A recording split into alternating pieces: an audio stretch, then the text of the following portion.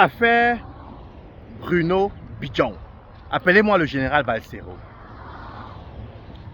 Appelez-moi le général Valsero. Parce qu'en réalité, cette vidéo s'adresse exclusivement au général Valsero. Les vidéos de général Valsero sont longuement suivies, partagées, commentées par de nombreuses personnes. Mais je pense que deux d'entre elles me posent énormément de problèmes. Il s'agit là exclusivement des vidéos en relation avec l'affaire Bruno Bidjan. Il s'agit là exclusivement des vidéos en relation avec l'arrestation de Bruno Bidjan. Dans une de ces vidéos, il semble tenir la posture selon laquelle Bruno Bidjan aurait été interpellé pour sa sortie en relation avec l'augmentation du prix du carburant. Et donc, dans cette vidéo, nous allons aller sur le postulat selon lequel Bruno Bidjan a été interpellé pour sa sortie sur l'augmentation du prix du carburant. Et on va s'adresser au général Valsero. Général Valsero, pourquoi penses-tu, je me permets de te tutoyer, je te l'ai dit dans une précédente vidéo, pourquoi penses-tu que tu as le monopole du patriotisme? Pourquoi penses-tu que si quelqu'un t'a trahi hier, si quelqu'un ne suivait pas ton chemin hier, si quelqu'un n'allait pas dans la même direction que toi hier, aujourd'hui, il n'a pas le droit de revenir sur sa position? En fait, cette sortie aujourd'hui, général Valsero, questionne le combat que tu mènes. Et j'ai tout de suite envie de te demander, mais quel est le combat que tu mènes? Je t'entends tous les jours faire des sorties, solliciter les gens, leur demander de rallier la cause qui semble être la tienne, leur demander davantage de te soutenir, leur demander de partager. Mais est-ce que tu sais qu'au-delà du partage des vidéos que tu proposes, les gens devraient faire des sorties dans lesquelles éventuellement elles s'indignent de la situation? Et il se trouve donc que Bruno Bidjan a fait une sortie dans laquelle il a pris position, dans laquelle il a fait certaines déclarations et il aurait été interpellé pour ces déclarations. Et tu estimes que Bruno Bidjan ne mérite pas d'être soutenu. Et tu donnes quoi comme argument? Parce que hier, Bruno Bidjan était strictement opposé. Tu es allé même jusqu'à sortir une vidéo dans laquelle Bruno Bidjan se prononce en ce qui concerne le professeur Maurice Kamto. Il a des propos relativement durs en ce qui concerne le professeur Maurice Kamto. Et dans cette vidéo, tu estimes que Bruno Bidjan n'a pas été interpellé parce qu'il combat la vie chère, mais il a été interpellé parce qu'il n'avait pas le droit de se prononcer. Et je vais donc aller dans ta logique, général Valsero. Si en réalité, Bruno Bidjan n'avait pas le droit de se prononcer, si en réalité, les gens qui le soutiennent, comme tu sembles le dire dans tes sorties, ils n'avaient pas le droit de faire une sortie, si les gens qui le soutiennent lui avaient formellement demandé de ne pas se prononcer, et que, malheureusement pour lui, et probablement heureusement pour une catégorie de la population, il a fait cette sortie. Général Valsero, je pense que tu aurais dû sortir pour demander qu'on le soutienne. Et je vais te dire pourquoi. Je vais te dire pourquoi tu aurais dû sortir pour demander qu'on soutienne Bruno Bidjan. Non pas forcément pour les propos qu'il a tenus, au moins pour l'indignation. Parce qu'il faut être d'accord sur une chose. Il y a des éléments qui sont interdits par la loi. Il y a des éléments qui sont proscrits. Vous ne pouvez pas appeler la population à se soulever. On est d'accord sur le principe.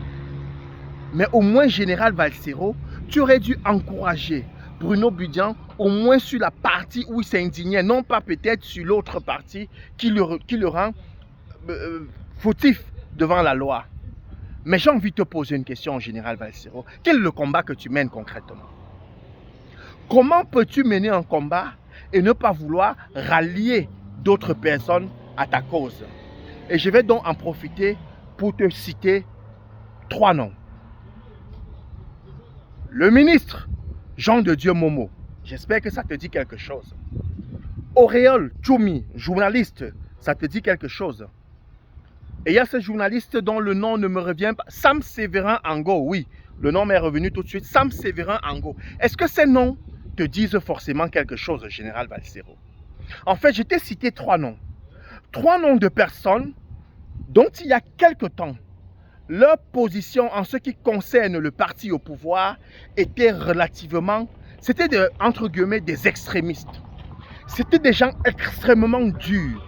C'était des gens dont l'idée même, à les entendre parler, penser au parti au pouvoir pour eux, c'était quelque chose même, c'était même une trahison. Ils étaient durs. Mais je veux que tu remarques quelque chose. C'est qu'au moment où je te parle, au moins 2 d'entre eux sont au parti au pouvoir, soutiennent le parti au pouvoir et le disent que les sorties qu'ils avaient précédemment, pour certains d'entre eux, ils s'étaient trompés. Que le parti au pouvoir, c'est le meilleur parti au monde. Je vais donc te dire ce qui s'est passé. Ce qui s'est passé, c'est que le parti au pouvoir, notamment le RDPC pour ne pas le nommer, chaque jour qui passe est en train de draguer les gens pour les rallier à leur cause.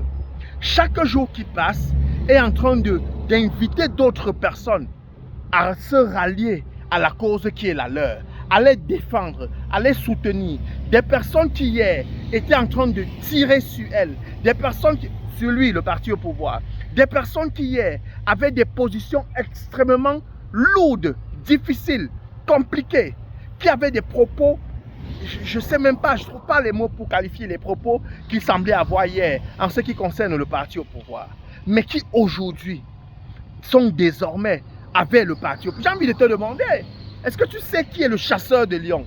Le chasseur de lions incontesté. Est-ce que tu sais à quel parti politique il appartient aujourd'hui? Ce que je veux que tu comprennes, le général Valsero, c'est que le combat que tu mènes est peut-être louable.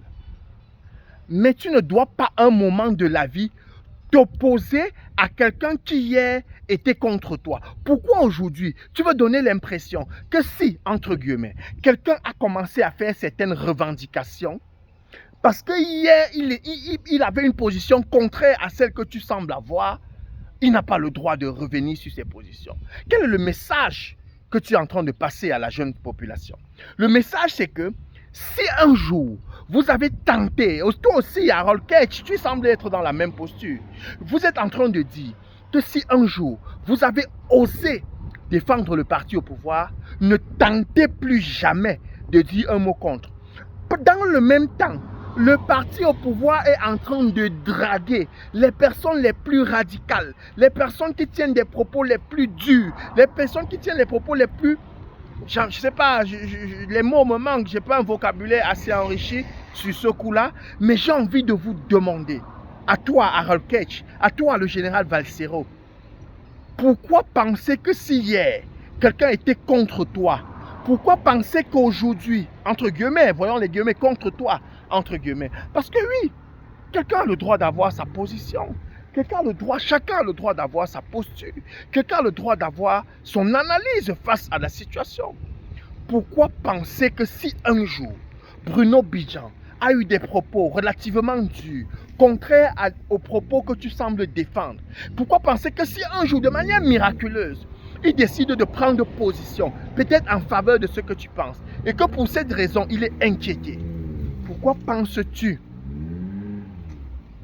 Harold Ketch, Général Valsero, qu'on ne doit pas le soutenir, qu'on ne doit pas demander de le libérer? Parce que moi je dis encore, pour te dire vrai, si c'est pour cette raison, si c'est pour sa dénonciation contre la vie chère qu'il a été interpellé, free Bruno Bidjan, vivement qu'on le libère. Parce que la vérité c'est qu'on doit quand même pouvoir se prononcer sur un certain nombre de sujets. On doit quand même pouvoir dire un certain nombre de choses. Oui, on a vu le courrier du ministre de la Communication qui nous rappelle, oui, il y a une posture, lorsqu'on est républicain, lorsqu'on est patriote, il y a un niveau où on ne doit pas aller. On ne doit pas pousser le bouchon extrêmement loin. Peut-être que la loi estime qu'il a poussé le bouchon loin et que pour cela, on doit tirer sur lui.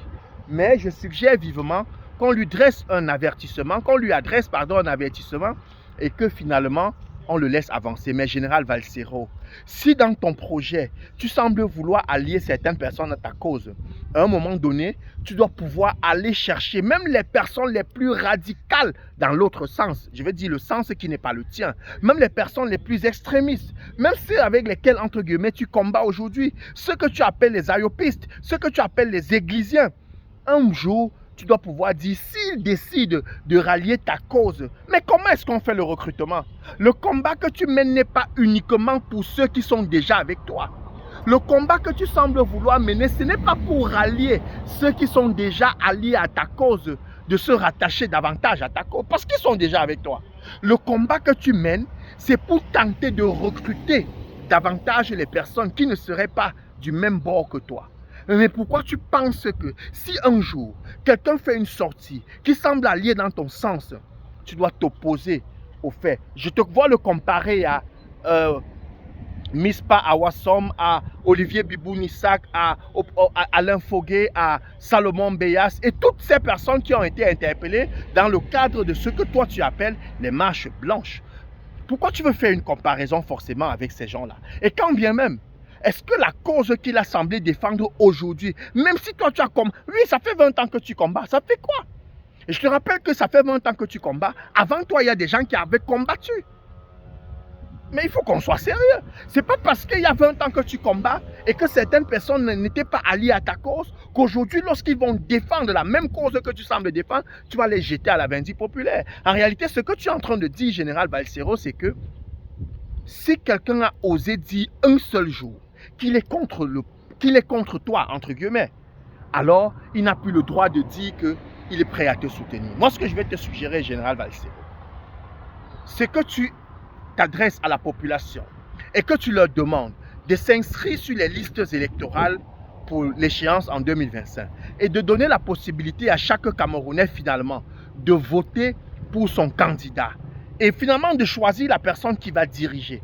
Parce que si tu estimes que c'est en tirant sur ce jeune Bruno Bidjan qui a peut-être voulu exprimer son courroux, peut-être d'une certaine façon, personnellement, je pense que tu as tort sur ce coup-là.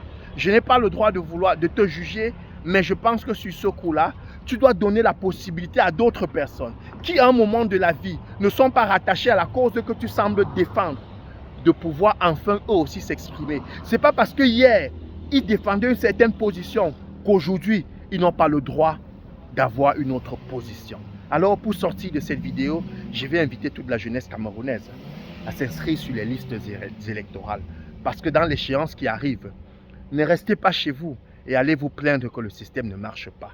Allez voter. Choisissez votre candidat. Inscrivons-nous sur les listes électorales. Merci.